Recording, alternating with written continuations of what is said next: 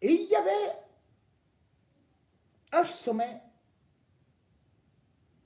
Russie-Afrique.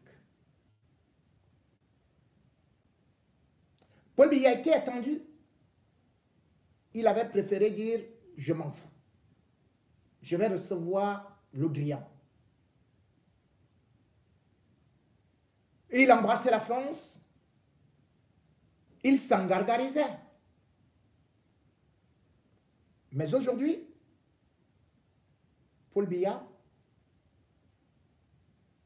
a été le premier à courir pour aller en Russie, alors qu'il a passé 41 ans au pouvoir sans y mettre pied.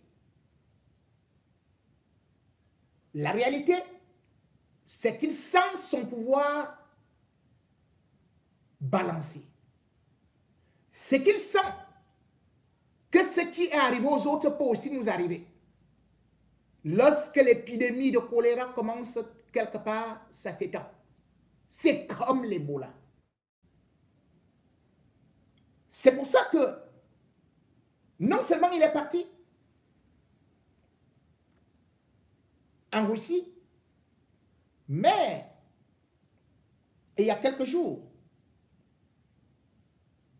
il a aussi envoyé son ministre de la Défense pour repartir en Russie. Pourquoi? Parce qu'il faut renforcer la défense et encore des accords. Mais sauf que ces accords, aujourd'hui, on n'en parle pas. On ne sait pas de quoi est-ce qu'il s'agit. On n'a pas fait beaucoup de bruit dessus. La situation du Cameroun inquiète beaucoup. La situation du Niger inquiète beaucoup Paul Biya. De telle sorte qu'il a d'ailleurs fait que son ministre délégué à la défense non seulement aille, avant d'aller en Russie, organise une réunion de crise, une réunion de sécurité. Et on peut dire que c'est rarement que cela se fait. C'est la deuxième fois que Paul Biya agit ainsi. Et surtout en ce moment précis, c'est la toute première fois. Cette réunion, il a invité, il a demandé au ministre des Affaires étrangères d'envoyer tous les stratèges en géopolitique, en géostratégie, en tout. Et puis on a fait appel à tous les attachés militaires du Cameroun, du monde entier, pour aller dans un conclave à Yaoundé. Et ce conclave-là, on n'a pas fait beaucoup de bruit. Mais moi, je vais ouvrir la boîte noire pour vous faire savoir ce qui s'est passé là-bas.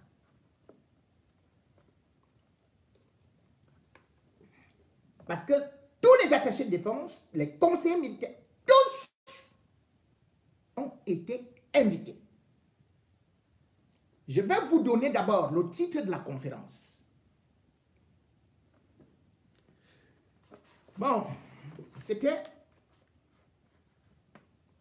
je crois, le 11 août. La coopération militaire camerounaise à l'ère du retour à la multipolarisation de la puissance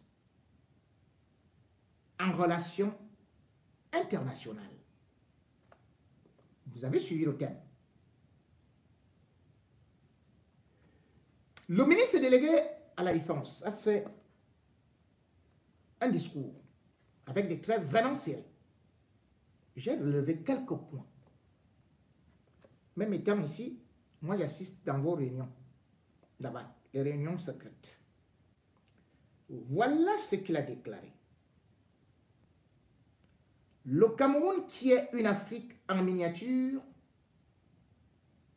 située au cœur du continent, suit avec un intérêt particulier les changements qui se produisent au Sahel.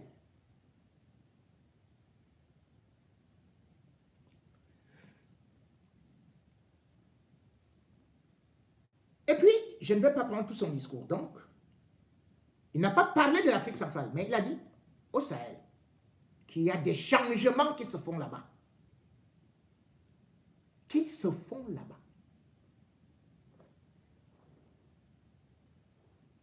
Quand vous connaissez la carte de l'Afrique, prenez-la. Vous allez voir les pays qui sont touchés.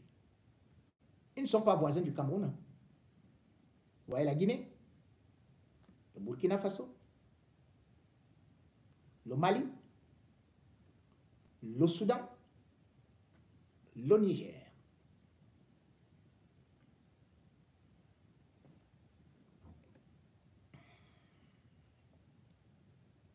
Vous allez voir que l'Afrique se divise en deux comme ça. Et il y a une frontière de 6000 kilomètres. Le Niger était le dernier boulon qui restait. Et c'est pour ça que le Niger intéresse les Occidentaux qui sont inquiets. Le Niger est devenu l'allié stratégique des Occidentaux. Parce que ce qui vient de se passer, cette frontière, on appelle ça en géopolitique le coup de belt. Le coup belt. La frontière de 6000 km. Prenez la carte de l'Afrique. Je ne vais pas faire une démonstration ici. Pour comprendre pourquoi Biya s'inquiète. Parce que vous voyez le Niger loin. Mais non. Il est à côté. Il est là. Parce que c'était le mur qui, en même temps, contenait l'inondation de l'immigration de l'Afrique vers l'Europe, la Libye étant déstabilisée. Mais aussi, les Occidentaux se sont installés pour surveiller le reste de l'Afrique, comme par exemple le programme africain des États-Unis. Au Niger, quand vous voyez l'Allemagne aujourd'hui parler de la guerre, c'est parce que l'Allemagne est installée là-bas, dans la base d'Agadez, la base 201 des États-Unis, parce que les États-Unis eux-mêmes, ils ont 1100 soldats là-bas, sans oublier les Français qui ont 1500. Ils ne partiront pas. De toutes les façons, ce serait une guerre. Mais je continue sur les prescriptions du ministre. Devant les chefs militaires, il a déclaré ceci, qu'il prescrivait donc une vigilance stratégique avec le développement politique inquiétant dans le Sahel et le golfe de Guinée. Parce que tout ça se joue actuellement dans le Sahel et le golfe de Guinée. Et le golfe de Guinée, c'est le paradis. Il y a tout dans le golfe de Guinée. C'est le jardin d'Éden. Et le Cameroun est l'entrée, la porte d'entrée du golfe de Guinée. Il a donc demandé, bien évidemment,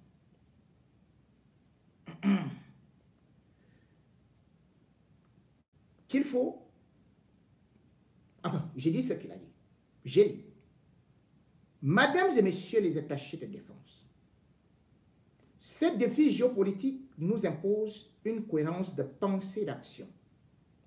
L'intérêt supérieur du Cameroun, et lui seul, devra constituer votre leitmotiv au quotidien. Vous veillerez à sa sauvegarde en étroite collaboration avec nos ambassadeurs et hauts commissaires. Il leur demande la veille stratégique, le renseignement de tous ordres, le suivi des militaires de passage. De passage. le suivi étroit de nos différentes diasporas positives comme activistes. Je suis surveillé. Je l'étais déjà. C'est chaud, hein? Là-bas, c'est chaud. On dit que vous voulez aller faire le coup d'État. Hein? Enfin, vous pouvez aller faire le coup d'État. Au plus tôt. Prendre des dispositions appropriées pour obtenir les agréments des autres pays de vos circonscriptions respectives et ne pas rester figé ou cloîtré dans les seuls pays de résidence. Vous devez vous employer à ratisser large dans tous les pays de vos juridictions, sous l'autorité de vos chefs de mission diplomatiques en liaison avec la division de la coopération militaire. Maintenant, vous dites que tout se passe au Cameroun, non? C'est vous qui nous dites souvent, venez ici, venez ici. Maintenant, ils sont partis de là-bas, ils viennent déjà ici, ils disent que la guerre, c'est ici. C'est ici. Vous qui nous dites là, on vous attend ici au pays. C'est ici que ça se passe. Hein. Parce que même quand vous parlez de la Russie, là, la Russie, c'est pas en Afrique, hein, ça vient de loin. La France, c'est pas en Afrique, ça vient d'ici. Hein. La Chine, c'est ailleurs. Hein. C'est la diaspora. Hein. C'est dans la diaspora. Comme vous dites que ça se passe là-bas. Bon, et puis,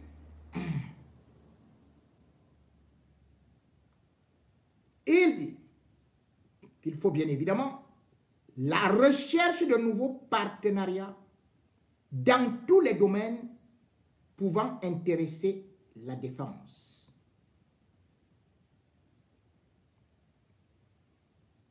Surtout, il soutient et insiste. Avec la guerre en Ukraine, le Cameroun se trouve, avec la guerre en Ukraine et au Niger, autant pour moi, le Cameroun se trouve confronté à plusieurs menaces et doit trouver son chemin dans ce théâtre mondial. Avec la guerre et la guerre en Ukraine, il y a même la guerre au Niger, hein, alors qu'il n'y a pas encore guerre, hein, mais on parle déjà de guerre.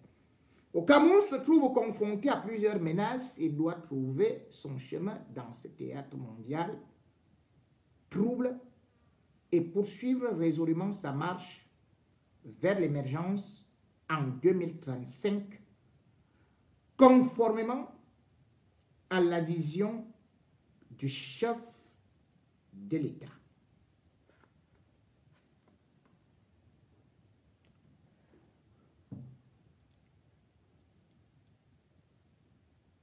Cette réunion de crise et surtout ces résolutions montrent donc que Paul Biya est complètement impliqué et est beaucoup inquiet. D'ailleurs, c'est pour ça, comme je vous ai dit, le ministre lui-même est reparti également en Russie sans faire beaucoup de bruit, alors que le Cameroun avait déjà signé des premiers accords ou renouvelé d'autres accords avec la Russie. Mais ce qui nous intéresse ici, c'est justement cette façon de Paul Biya. Protège-t-il le Cameroun? Où veut-il se protéger? Parce que parfois nous confondons l'État et le chef d'État qui parfois veut rester seulement au pouvoir.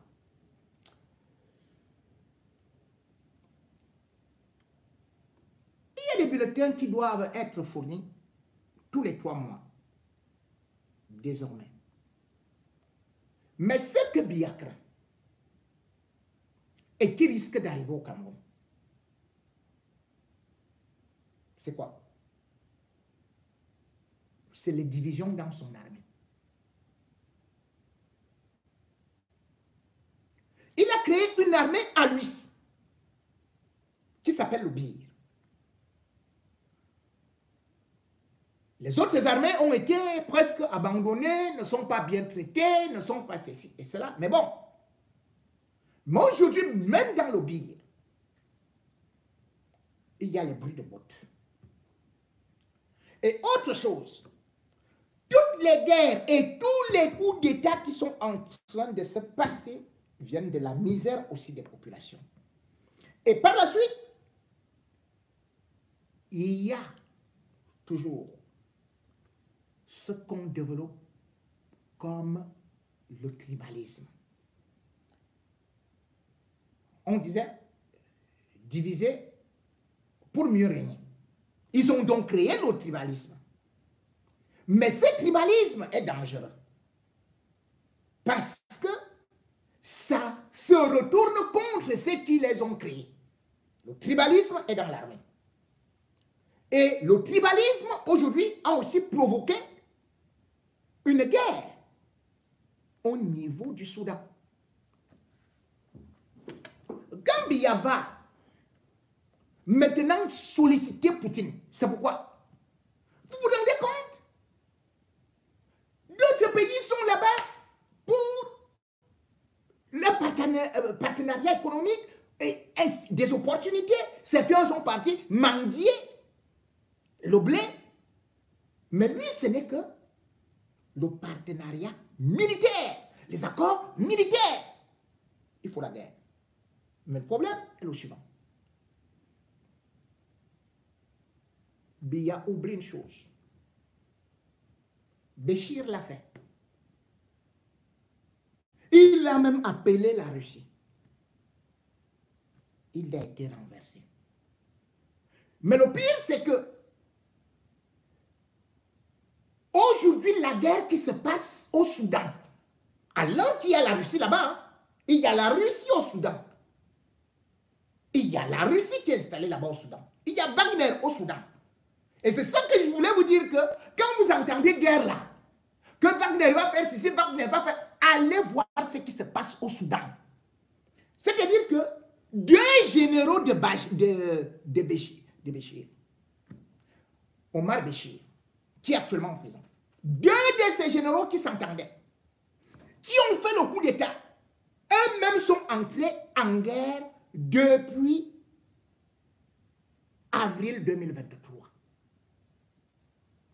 Donc, exactement comme l'armée camerounaise, Béchir lui aussi a créé deux entités. Donc, il y a l'armée républicaine et à côté, il y a une autre unité qui est presque dirigée par des paracommandos et qui est beaucoup plus ancrée, qui est beaucoup plus en relation avec Wagner. Alors, la guerre a déclenché entre ces deux généraux. Il y a le général Al-Mourane. Lui, il a pris les airs. Hein. C'est lui qui contrôle là-bas. Donc, ça, c'est l'armée régulière. Il y a Emeti, quelque chose comme ça, qui a aussi pris son côté, qui est avec Wagner. Ils étaient ensemble. Comme exactement, vous voyez ce qui se passe actuellement au Niger. Et d'ailleurs, même ce qui s'est passé au Mali. Au Mali, il y a eu coup d'État, puis un autre coup d'État. Pour que Assimi Goïta arrive là. Et on n'est pas sûr qu'il va continuer seul. Hein. Un autre militaire peut se lever là pour faire ceci et cela. Mais sauf qu'au Niger, pour l'instant, il n'y a pas de guerre. Mais regardons donc ce qui se passe là-bas au Soudan. En 5 mois, selon le chiffre officiel, il y a eu 3900 morts. Les civils. En 5 mois seulement, il y a 3 millions de déplacés. En 5 mois seulement, il y a 1 million de réfugiés. Les deux généraux, là, chacun disait, je vais gagner ça en un jour. L'autre disait, je vais gagner ça en une semaine. Parce que quand vous commencez la guerre, les gens ils se bombent le torse là, oh, on va faire ceci, on va faire cela. Les gens sont sur des réseaux sociaux. Même les gens qui étaient sur des réseaux sociaux qui encourageaient la guerre. 4 sont déjà morts. Ils voulaient s'enfuir. Certains sont ici, en France. Ils vous disent, allez faire la guerre. Oh, descendez, vous faites la guerre. Oh, vous pouvez. Oh, les Wagner va arriver. Mais nous, on est ici en sécurité. Hein. On est en sécurité pour l'instant. Parce que si moi-même j'entends là, boum, ventre à terre, bas la terre. Je ne vais pas rester là. Vous croyez que c'est moi qui... hein? Mais quand certains sont ici, ils vous disent que la guerre là, ah non, Wagner, on va gagner. La France, du côté de la France et du côté de la CEDEAO, on va gagner. Mais le pire, c'est que comme je vous dis, en 5 mois, aujourd'hui, et il y a 380 000 nouveaux réfugiés au Tchad.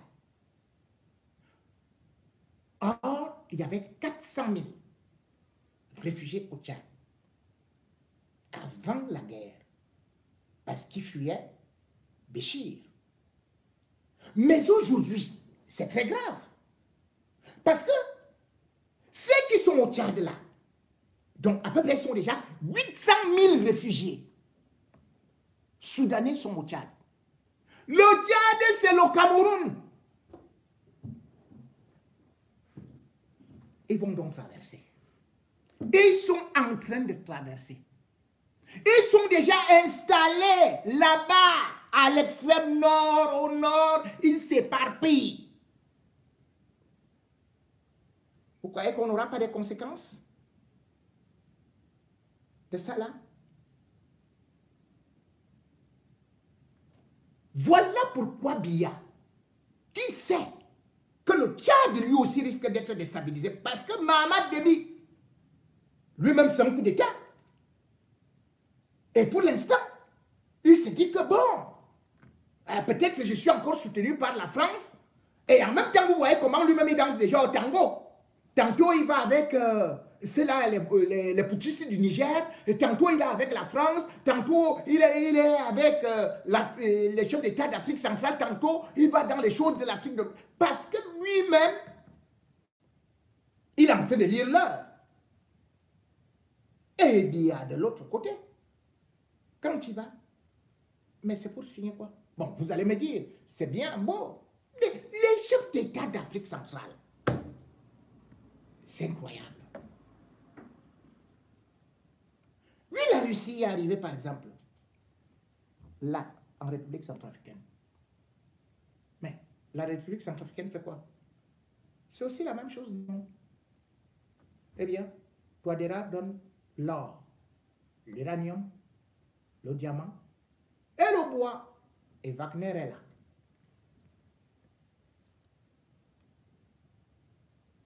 Wagner est là. Comme aussi la France avait des mercenaires à l'époque. Bob Denard. Nous sommes retournés en arrière. Nous-mêmes, nous applaudissons pour les mercenaires. Nous sommes contents, les jeunes défilent. Vive les mercenaires, vive. Mais nos parents ont applaudi Bob Denard avec les mercenaires. Ça fait avancer l'Afrique. Mais bon, admettons ça. La coopération ne doit pas seulement être militaire. Elle doit être économique, technologique. Mais nous ne savons pas le faire. Nous partons tout simplement négocier. La plupart des chefs d'État africains vont seulement parce qu'ils veulent sécuriser leur pouvoir, parce qu'ils ont peur des coups d'État. Et pourtant, personne ne peut vous garantir que vous allez rester là si le peuple et si les militaires eux-mêmes commencent déjà à dire que trop c'est trop. Regardez ce qui se passe aujourd'hui. Beaucoup applaudissent, ils oublient que si nous sommes en train de mendier le blé aujourd'hui, Si nous sommes actuellement en train de dire que oh, il manque l'huile, il manque du pain, oh, les beignets sont chers. Mais c'est à cause de qui? Ce n'est pas Biya. Biya était parti en Inde. Biya a d'abord fait la Chine. Il est parti s'endetter là-bas. Plus de la moitié de la dette du Cameroun, on est parti prendre ça en Chine. On a fui. Biya est parti en Inde, où il a même pris des tracteurs. Les tracteurs là sont où? L'espace en brousse. Alors que ça devait relever le domaine agricole pour nourrir les gens. Oui, nous voulons être souverains. Nous voulons être indépendants. Mais, chers compatriotes, chers Africains, peut-on être indépendant si on va mendier le blé en Russie? Peut-on être indépendant si on demande encore l'aide budgétaire, c'est-à-dire que pour payer les fonctionnaires, on va encore demander l'aide aux Occidentaux qu'on combat? Soyons sérieux. Peut-on être souverain si, après avoir fait un coup d'État, ou bien pendant qu'on dit je suis panafricaniste, on continue à utiliser le franc CFA qui est fabriqué en France? Pourquoi est-ce qu'ils n'abandonnent pas ça? Mais nous sommes quelle qualité de panafricanistes, non? Ce que les Biya et les autres font là, c'est de la poudre qu'on jette dans nos yeux. Ils ne sont pas des panafricanistes. Ils s'en vont là-bas acheter des armes pour vous tuer, pour faire la guerre. Pour vous faire la guerre. Regardez nos guerres en Afrique. C'est toujours entre nous. Les guerres là servent donc à quoi? La coopération militaire que Biya va faire là, c'est ça qui va développer le Cameroun? C'est ça qui va vous nourrir? Vous voyez que le président iranien qui avait proposé, l'Iran avait proposé de grands apports, et même l'Inde, à Biya. La coopération. Mais non,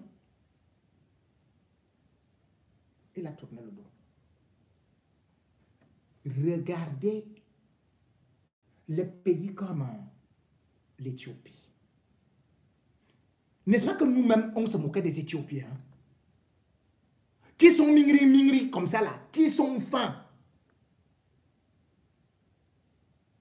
L'Éthiopie a le pétrole, l'Éthiopie a la mer, l'Éthiopie a l'or, l'Éthiopie a le diamant. Comment se peut-il que l'Éthiopie nous dépasse? Et on est là, on dit tout le monde, autonome, souveraineté. Comment se peut-il que l'Éthiopie nous dépasse? Chaque fois en Afrique centrale, en Afrique francophone, pas seulement centrale, on ne connaît pas, on ne reconnaît pas ses fautes. On veut toujours jeter la responsabilité seulement aux étrangers. Alors que nos dirigeants sont dans l'incapacité de pouvoir tisser des relations de multipolarité avec des blocs. Regardez ce qu'on appelle les BRICS. Comment vous voulez que les États africains aillent seulement s'accrocher soit derrière la France, soit derrière... Mais c'est pas possible. Ou même derrière la Russie, tout simplement. Mais ça n'a pas de sens. Les BRICS, vous savez comment est-ce que aujourd'hui l'Éthiopie a posé sa candidature, comme l'Algérie, pour entrer dans les BRICS. C'est pourquoi? C'est pour créer les opportunités économiques, technologiques, Parce que ce sont les pays émergents. On les appelle des pays émergents. BRICS signifie quoi? Parce que quand les gens entendent parler BRICS, ils ne savent pas, beaucoup ne savent pas. Bon, pour l'homme de la rue, et de façon, en français, facile. BRICS veut tout simplement dire Brésil, Russie, Inde et Afrique du Sud. Voilà les 4 pays qui constituent les BRICS. C'est un mot qui a été inventé par un économiste qu'on appelle O'Neill en 2001. Ces produits émergents font des échanges. Et regardez comment ils évoluent. La Russie même est dedans. Mais pourquoi est-ce qu'on ne va pas là-bas? Nous, on cherche seulement là où on prend notre argent pour aller acheter les armes, pour aller garder le pouvoir, pour faire que, on doit faire que Franck Biya doit venir au pouvoir. Ou bien on fait... Mais ce n'est pas possible.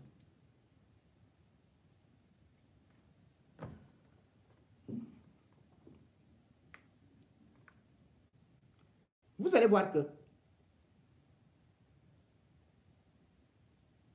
comme j'ai dit, le président Raïssi ne vient pas en Afrique centrale. Hein. Il va où? En Afrique de l'Est.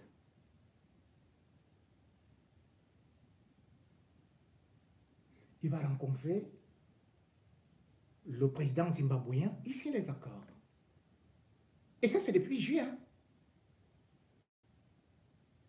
Il va en Ouganda, il voit Museveni, qui est quand même un vieux dictateur, mais il développe son pays. Il signe des accords. Regardez comment les usines de montage de ceci sont là-bas et tout et tout. Et il a créé des emplois. Pourquoi ils vont dans ces pays-là?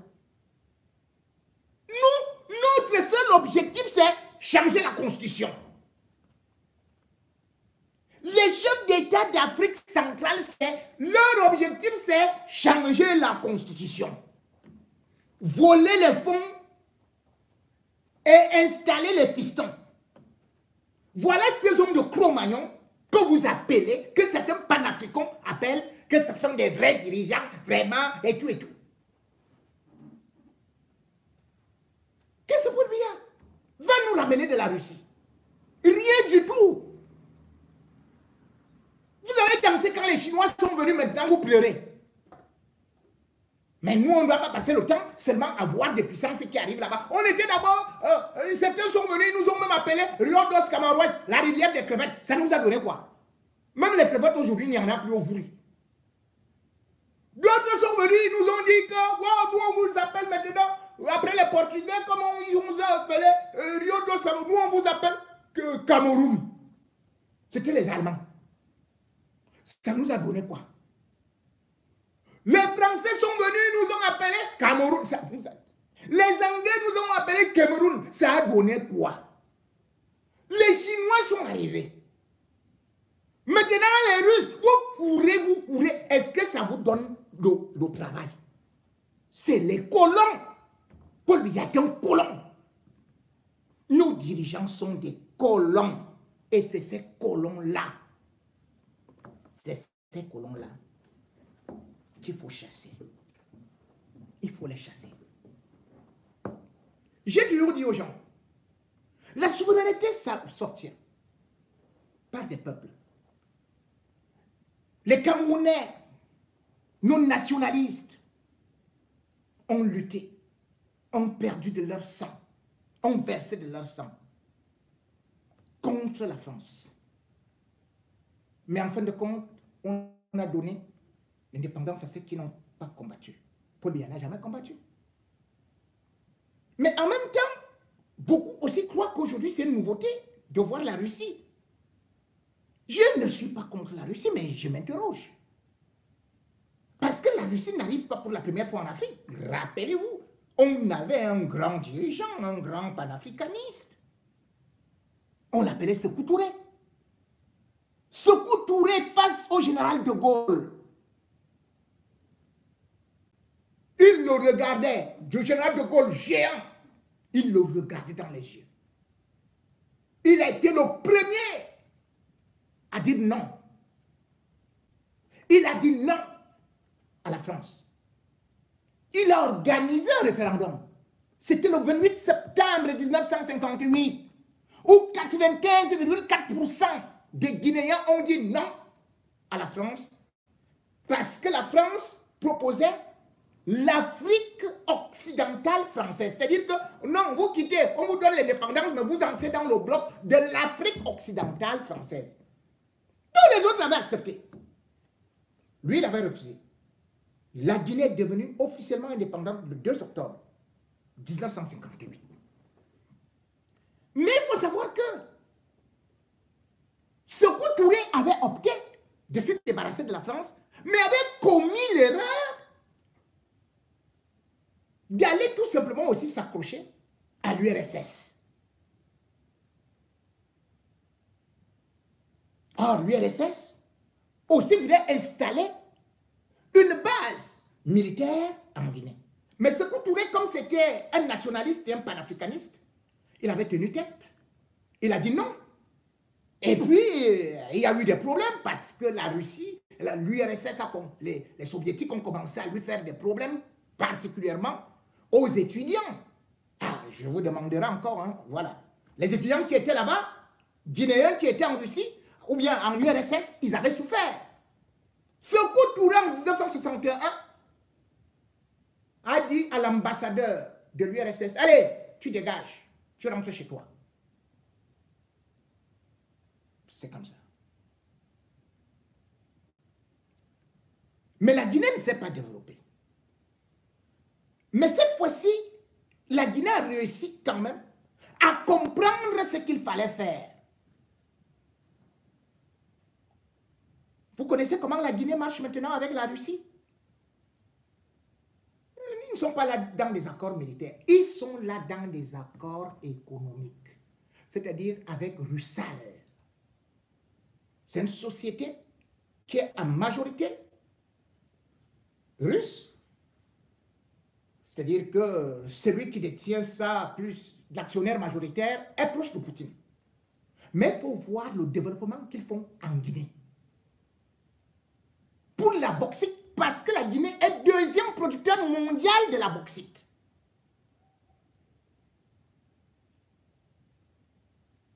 On transforme maintenant la bauxite. Vous allez voir, la Guinée va venir nous dépasser là. Parce que les Condé étaient tout simplement là pour faire des bruits, machin, changer les constitutions et tout et tout. Mais celui qui est arrivé là, Doumbouya, c'est pour ça qu'il dit qu'il y a d'autres coups d'État qui sont parfois bénéfiques. Je ne condamne pas tous les coups d'État, même comme je n'aime pas l'épreuve de force. Mais il y a eu des militaires comme les Sankara qui sont venus régler un certain nombre de problèmes. Les Jerry Rawlings, les Senghor Djé, c'est des militaires qui sont venus régler un certain nombre de problèmes que les civils ne parvenaient pas à régler. C'est pour ça que je ne peux pas tout rejeter lorsqu'il y a un coup d'État. Même si je peux comprendre la désolation, la situation de Mohamed Bazoum qui a quand même été élu et qui n'a même pas eu le temps de faire 2 ans. Paul Biya est là depuis 41 ans, on ne demande pas son bilan. Mais à quelqu'un qui a fait 2 ans, on dit ouais, quel est ton bilan, tu as échoué. Mais on a applaudi Paul Biya 41 ans, qu'est-ce qu'il a fait? Qu'est-ce qu'il a fait?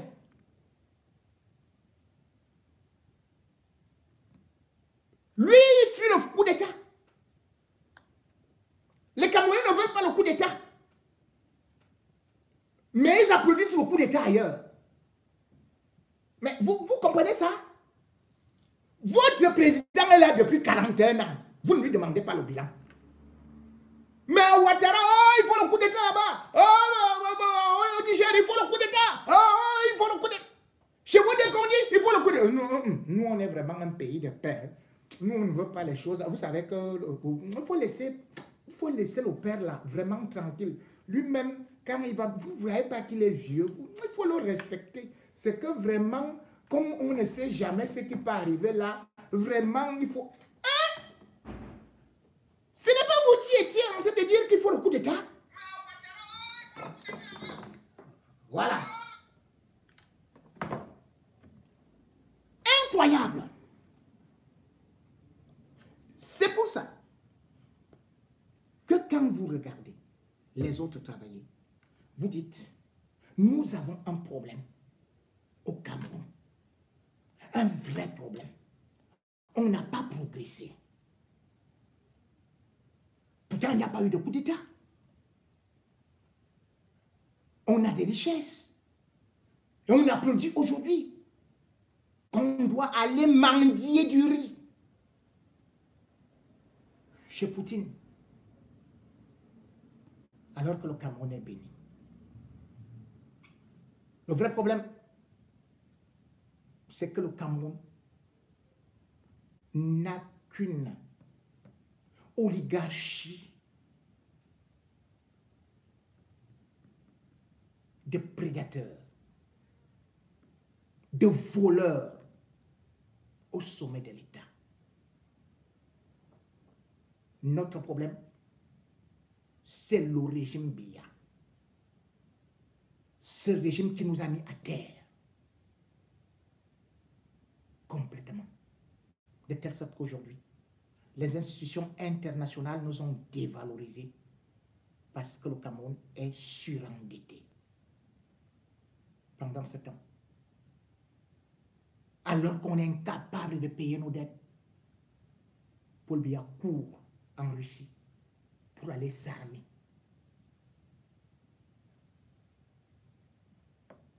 Avec quoi? C'est encore le petit argent qui nous reste, qui ira dans les caisses de la Russie. La Russie va vendre les armes au Cameroun.